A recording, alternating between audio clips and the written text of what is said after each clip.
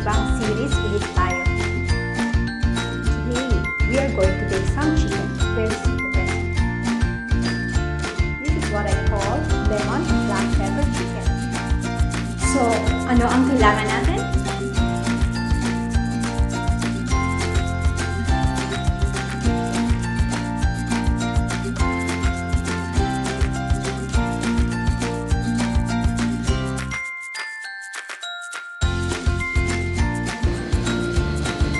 Patatas lang po and slices of sibuyas, red onions. It's very sweet pagka siya iluluto.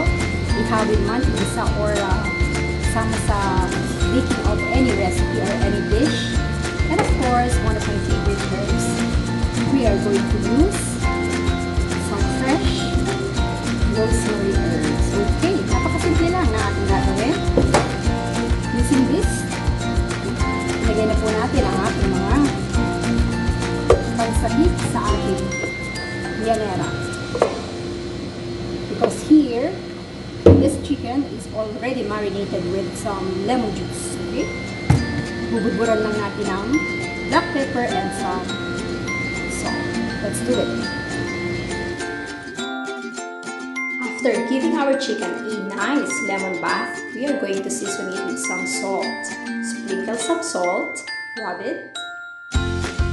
Sprinkle some crushed black pepper.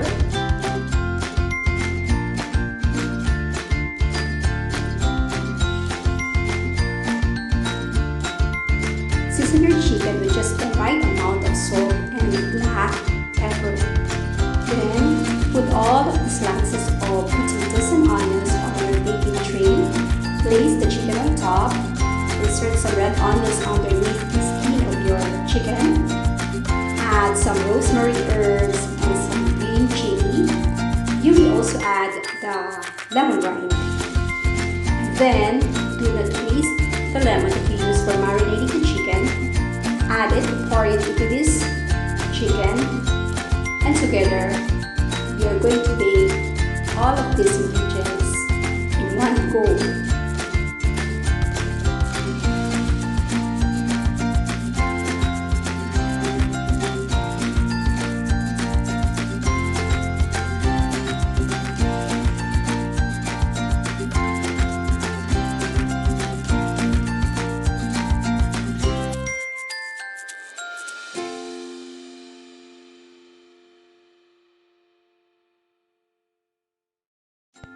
Cover the tray with foil.